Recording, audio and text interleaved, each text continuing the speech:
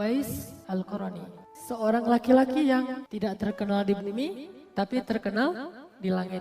Uwais seorang anak yang sangat berbakti kepada ibunya. Uwais seorang umat yang paling setia dan cinta rindu kepada Rasulullah. Uwais seorang yang banyak ilmunya, bahkan mencari ilmu ke tempat-tempat yang jauh dari Yaman sampai ke Kufah. Uwais seorang mujahid.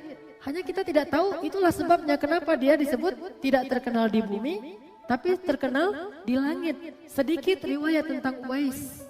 Makanya kalau saya simpulkan dari semua kelebihan ini, dia berbakti pada ibu, dia seorang laki-laki yang sangat cinta kepada Rasul, dia yang cinta kepada ilmu, dia yang ahli jihad. Dari semua kebaikan ini, ada satu himmah yang paling luar biasa dari Uwais yang perlu kita tiru. Apa himmahnya? Uwais juga seorang yang ahli bersyukur. Sebagaimana dia berdoa kemudian minta disembuhkan penyakit kustanya kecuali sebagian kecil di bawah ketiaknya, agar dia selalu bisa bersyukur seperti Luqmanul Hakim. Tetapi ada satu hal yang menggabungkan semua keistimewaan itu pada diri Uwais. Himmah apa? Himmah ikhlas mencari ridha Allah Subhanahu wa taala. Himmah ikhlas saja coba kita belajar dari Uwais. Bagaimana Uwais sangat tidak suka menjadi orang yang terkenal. Sangat tidak nyaman jika dia dielu-elukan oleh orang banyak.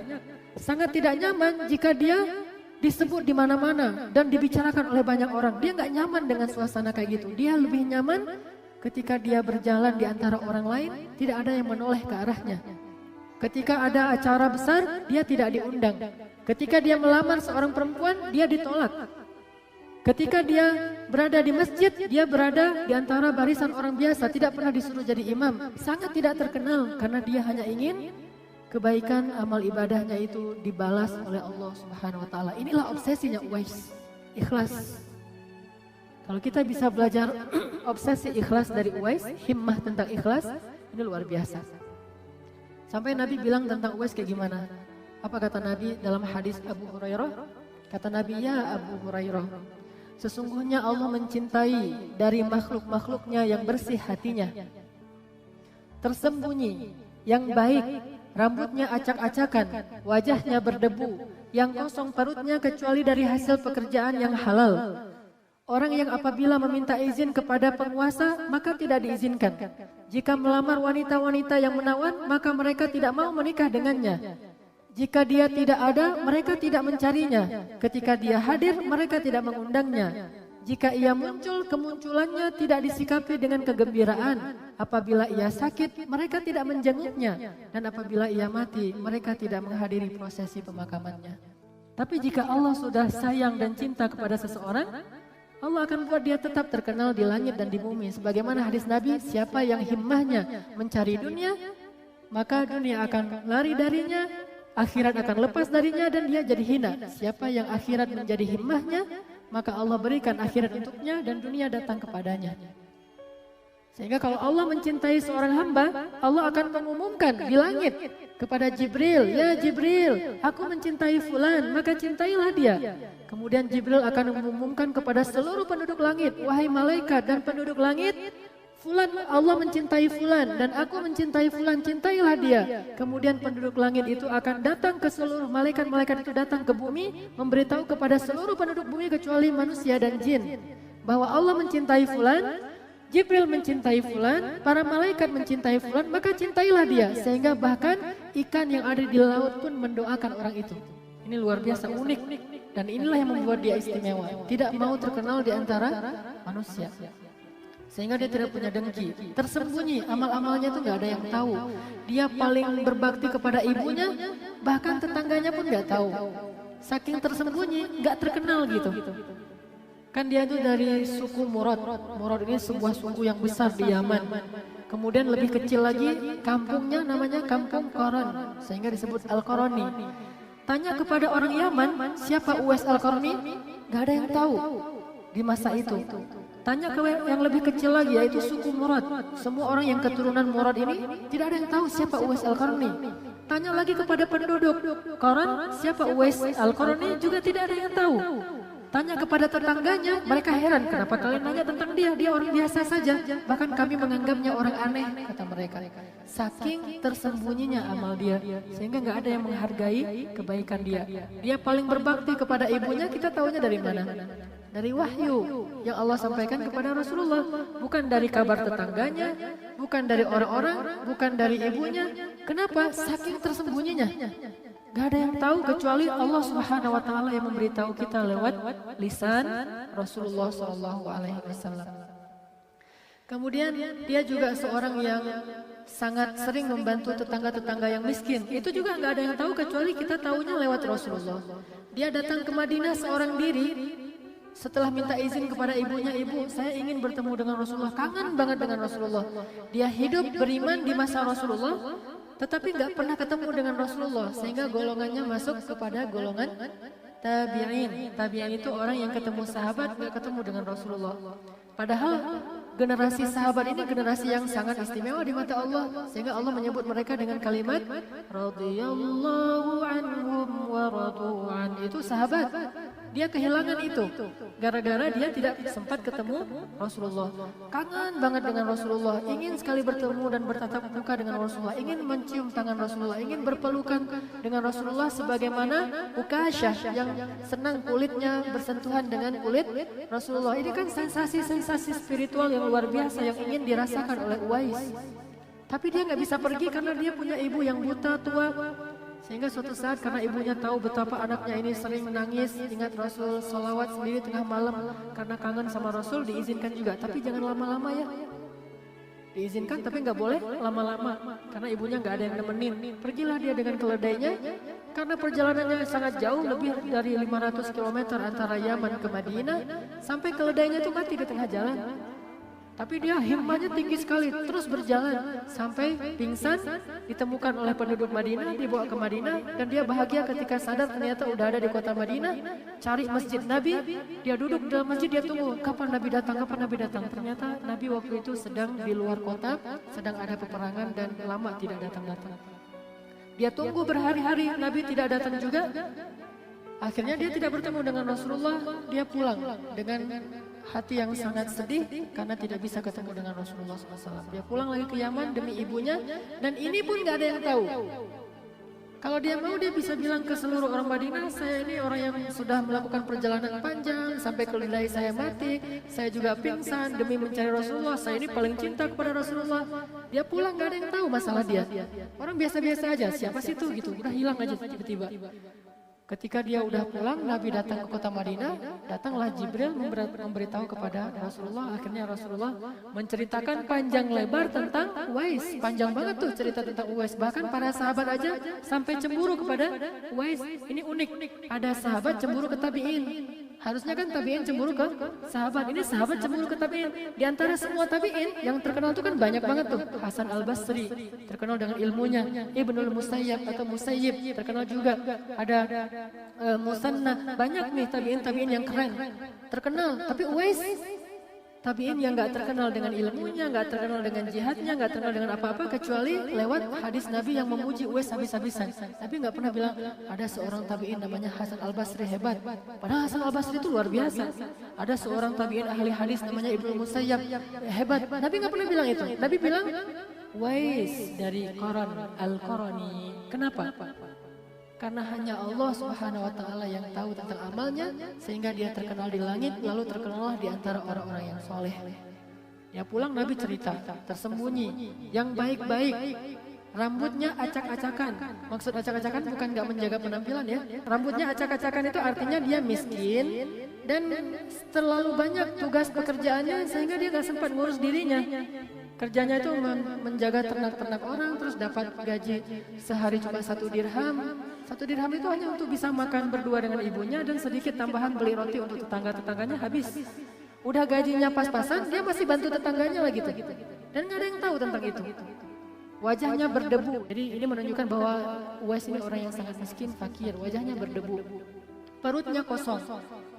Jelas sekali, rambutnya acak-acakan, wajahnya berdebu, perutnya kosong. Artinya bukan orang yang kaya, bukan penguasa, bukan orang yang terkenal, gak ada kelebihan apapun. Sangat-sangat sederhana. Kemudian dia tidak makan kecuali hasil pekerjaan yang halal. Juga nggak pernah meminta-minta. Nggak ada yang lebih dari hartanya. Orang yang apabila meminta izin kepada penguasa tidak diizinkan. Coba kayak gimana tuh?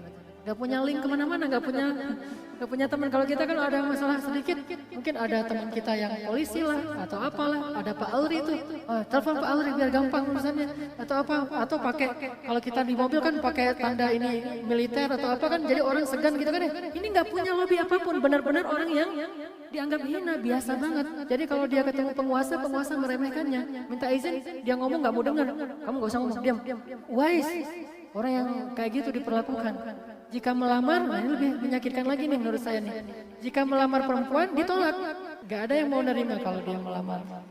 Sabar dengan kondisi kayak gitu, gak mau dia datang ke perempuan. Saya Uwais Al-Qarni yang diceritakan Nabi itu. Nih hadis-hadisnya nih, hadisnya sahih. Kan enak tuh, tinggal bawa hadis Nabi, kasih tahu ke ceweknya, pasti akan diterima. Oh ini ternyata Uwais itu. Oh kamu, nikahi saya gitu ya. Kayak ada apa yang di acara TV gitu. Ini enggak, karena dia emang orang yang sangat menjaga keikhlasannya. Kalau dia tidak ada, nggak ada yang tanya-tanya. Si Uwais kemana? Nggak ada yang nanya. Biasa aja dia ada, nggak ada yang merasa mengundang dan merasa senang dengan keberadaannya. Dia nggak ada pun nggak ada yang nanya, biasa aja. Dia nggak ada yang nanya. Dia ada juga nggak ada yang merasa bahagia dengan kedatangannya. Jika dia muncul, kemunculannya tidak menggembirakan. Kalau dia sakit, nggak ada yang jenguk coba. Orang sesoleh ini. Udah gitu kalau dia mati, nggak ada yang menghadiri prosesi pemakamannya. Ini kayak gimana ikhlasnya coba. Lalu para sahabat bertanya, bagaimana menjadi seperti orang itu ya Rasul? Rasul menjawab, dia adalah Uwais Al-Qarni. Kalau kalian mau ngelihat orang yang kayak gitu, yang Allah sukai, yang Allah cinta, maka dia adalah Uwais Al-Qarni yang sangat menjaga keikhlasannya, nggak ada yang tahu.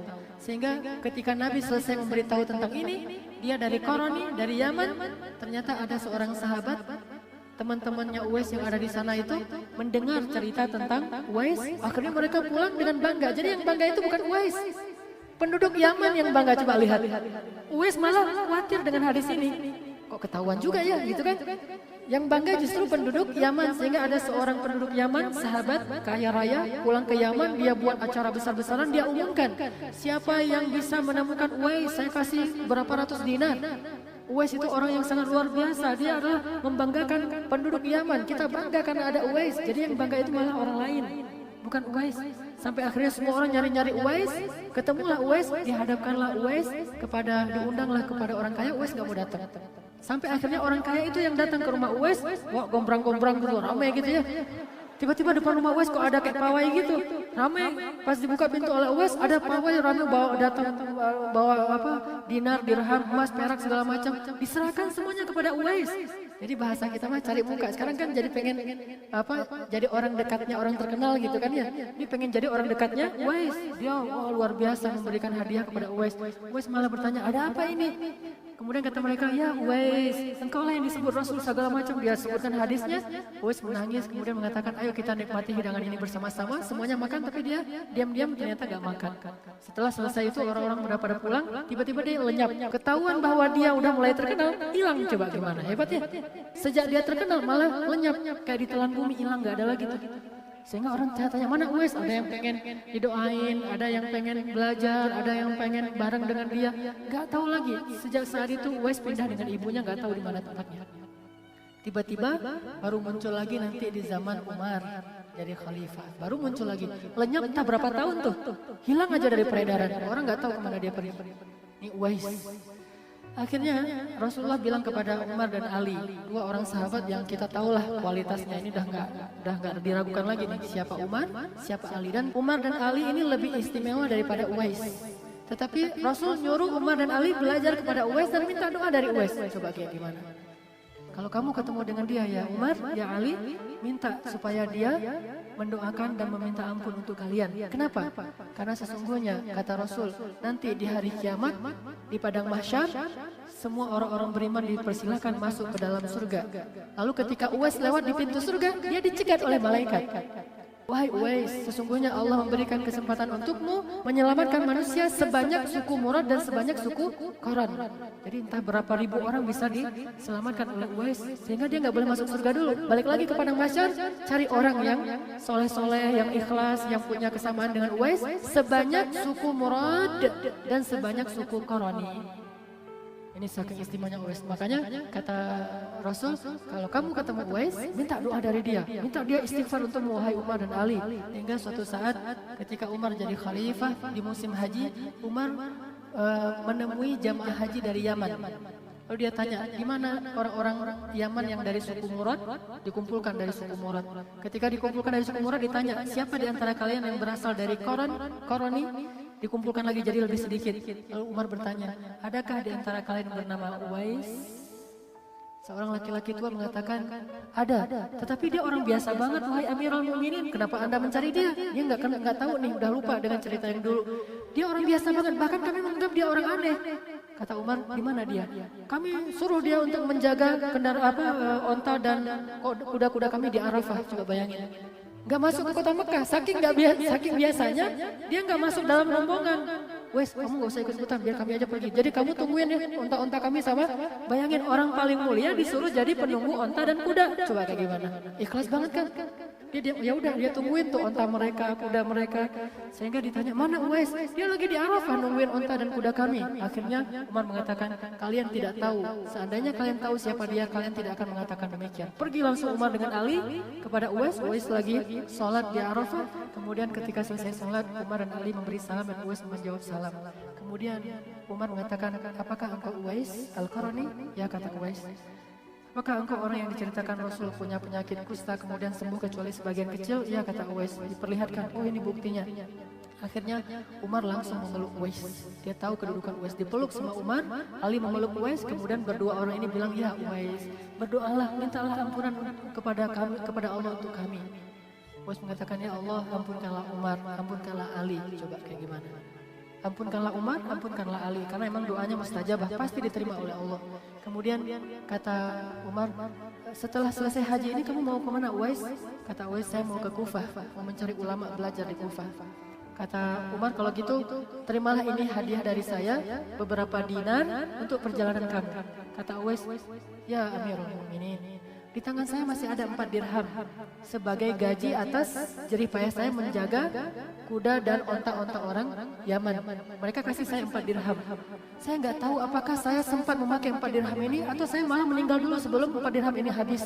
Bagaimana saya akan menerima lebih banyak dari itu? Ya Amirul Mukminin, 4 dirham ini aja bisa jadi fitnah di akhirat. Kalau saya nggak bisa menghabiskannya dengan cara yang halal, gimana saya mempertanggungjawabkan di hadapan Allah? Apalagi dikasih yang mubazir lebih dari kebutuhan saya. Maaf ya Amirul Mukminin. Langsung Umar membuang uang di tangannya sambil menangis, sambil mengatakan, aduhai celaka. Seandainya ibu Umar itu tidak melahirkan Umar, seandainya ibu Umar itu tidak melahirkan Umar, dia merasa hina di depan Uwais, merasa dirinya itu jauh lebih rendah daripada Uwais Al-Qarani. Kemudian Umar mengatakan, kalau gitu nggak masalah, kamu nggak terima, sekarang saya buat surat untuk gubernur yang ada di Kufah, sehingga nanti kalau kamu sampai di Kufah butuh apa-apa, datang saja bawa surat ini kepada gubernur. Ya Amirul Mukminin, sebaik-baik penjaga itu Allah Subhanahu wa taala. Saya tidak membutuhkan seseorang yang menghormati saya, apalagi seorang khalifah, seorang gubernur, sehingga membuat hatinya jadi terkotori oleh itu. Kan diundang oleh gubernur, diundang oleh khalifah, dianggap mulia. Kan itu bahaya bagi dia. Dia pengen jaga banget ikhlasnya. Gak mau terkenal banget, gak mau dikhidmati oleh siapapun, gak mau dilayani. Benar-benar menjaga ikhlas, obsesi, himmah menjaga ikhlas. Akhirnya Umar batal lagi itu, gak jadi nulis surat kuasa kepada gubernur yang ada di Kufah. Tiba-tiba pelukan aja Umar nangis-nangis, ya Uwais tolong jangan pergi, temani saya ke Madinah, tinggallah bersama saya. Umar pengen banget dekat dengan Uwais. Uwais mengatakan, ya Amirul Mukminin, di antara kita ini ada sebuah bukit yang sangat tinggi dan hanya ketakutan kepada Allah lah yang membuat kita bisa bertemu. Jadi kita nggak ketemu dalam kehidupan nikmat atau apa, tapi kita bertemu karena kita sama-sama takut kepada Allah. Dan kata Uwais yang kalimat penutupnya apa? Aku tunggu engkau di akhirat. Ini luar biasa. Saya tunggu engkau di akhirat. Coba ikhlasnya luar biasa. Saya tunggu engkau di akhirat ya Amirul Mukminin. Menangis Umar, menangis Ali. Berangkatlah Uwais ke Kufah dan gak ada yang tahu lagi berita tentang dia. Sampai ada seorang laki-laki namanya Harim. Dia datang ke Kufah cari-cari Uwais. Uwais lagi duduk di pinggir sungai Efrat sambil berwudu. Ketika dia datang kepada Uwais, Assalamualaikum ya Uwais. Waalaikumsalam ya Uwais. Temani saya, saya ingin selalu bersama engkau, kata Uwais. Sesungguhnya sebaik-baik teman itu adalah Allah Subhanahu wa Ta'ala. Dia nggak mau ada pengikut, itu intinya. Sampai hilang lagi berita tentang Uwais sekian lama, baru ditemukan di zaman Ali. Coba lintas zaman nih. Di zaman Rasul hilang, ketemu di zaman Umar. Di zaman Umar hilang lagi, ketemu di zaman Ali. Selang khilafah Utsman bin Affan. Di mana ketemu di zaman Ali? Sudah menjadi seorang syahid dalam perang Siffin antara Ali dengan Muawiyah dalam barisan pasukan Ali bin Abi Thalib. Itulah akhir dari cerita Uwais.